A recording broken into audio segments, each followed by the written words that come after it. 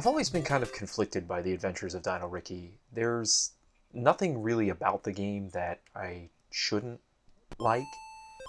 Um, I mean, it's like I like games like Galaga. I like platformers like Super Mario Brothers and Hudson's Adventure Island and stuff like that. So I kind of was thinking that this would be a game that, even though I was never really able to appreciate it as a kid, I kind of felt that as I got a little bit older, I would suddenly figure it out, I guess. Kind of like in the same way I ended up figuring out Ghosts and Goblins, Gargoyle's Quest, games that were difficult, but eventually you're able to kind of wrap your brain around them, and you're able to, I don't know, get better at them or play them better or whatever. And I kind of thought Adventures of Dino Riki would kind of be in the same vein, but it's tough. Like I really want to like the game, and I feel that in some respects I do, but it's very. I guess I don't even really complain about games being difficult for difficulty's sake, but there's just something about it where even though it feels like things should just click, they never do. I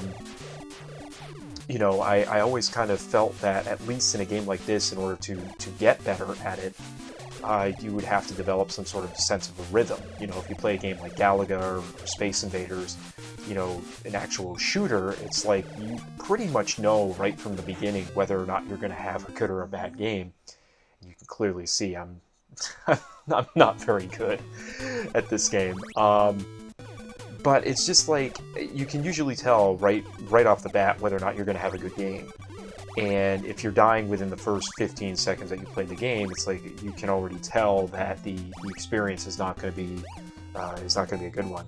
And with the Adventures of Dino Riki, I think the thing that I had always kind of struggled with, as far as developing like a sense of timing or a sense of rhythm or what have you, is the fact that like the character is always moving.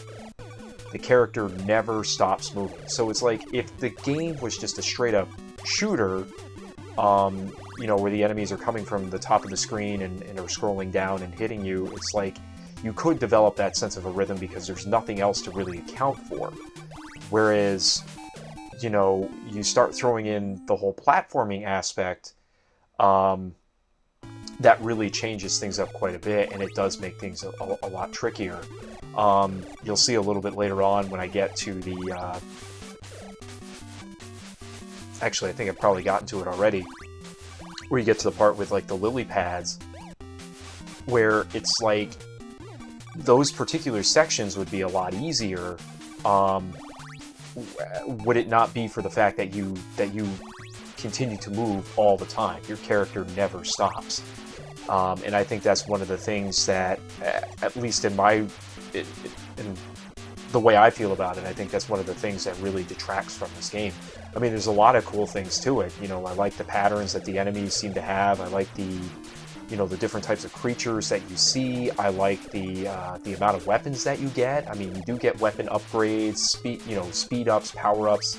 As you can see, we've kind of progressed from like throwing like a little fireball to stone axes to boomerangs to basically these these balls of fire that are just scattering everywhere.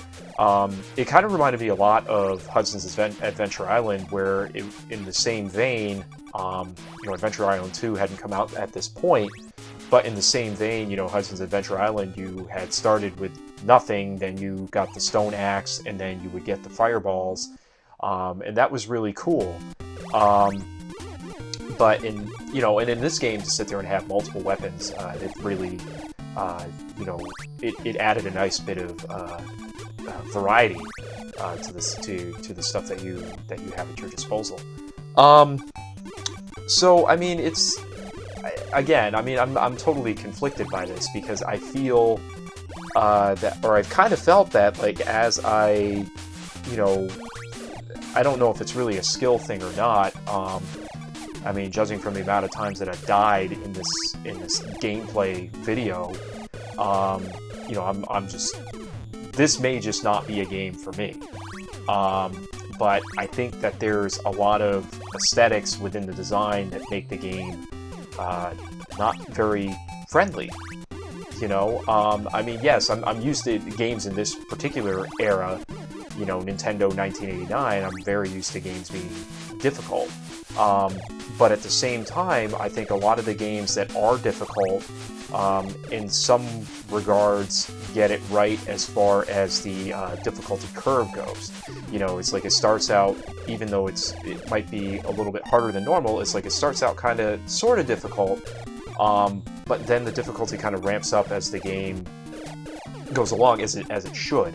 And I feel like games that really kind of establish that right at the beginning seem to get it right more so than games that are just like right at the very beginning, as soon as you push the start button, are pretty much out to get you. You know, another game I kind of feel, even though it's completely different, is sort of in the same vein, would be like 8 Eyes. You know, 8 Eyes is like right from the very beginning, it's like the game is basically out to end you. You know, Ghosts and Goblins, I guess you could say, could be in the same vein, but I feel, in some respects, like Ghosts and Goblins isn't completely random, you know, and, you know, monsters do have patterns and stuff like that. The only thing that really, I think, creates a problem in that game is the fact that, you know, at least in the Nintendo version, and I think the same thing rings true for the arcade version, yeah, I thought I could get away with this one here. But going back to, like, you know, as far as the Nintendo version and the arcade version goes, the controls themselves were just terrible. And that was the other thing that I feel games of this particular, like, point in time really kind of struggled with, you know, and I think that's where games like, you know, Mario and Castlevania and you know, even a game like Adventure Island. I thought Adventure Island controlled, you know, pretty well for a game that was released in 1987. Even in some respects, I think the controls can be a little bit stiff, but they're workable. You know, you can get it figured out, and you're able to work with the controls. So as far as the Adventures of Dino Riki goes, it's, you know, I still come back to it every now and again, thinking that eventually it's going to click, and I'm going to get it, and I will finish it.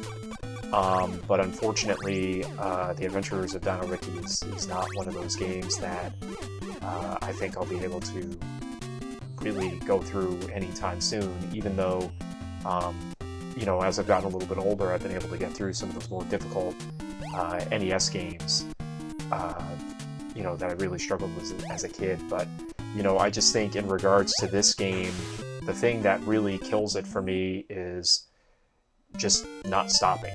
You're constantly moving no matter what.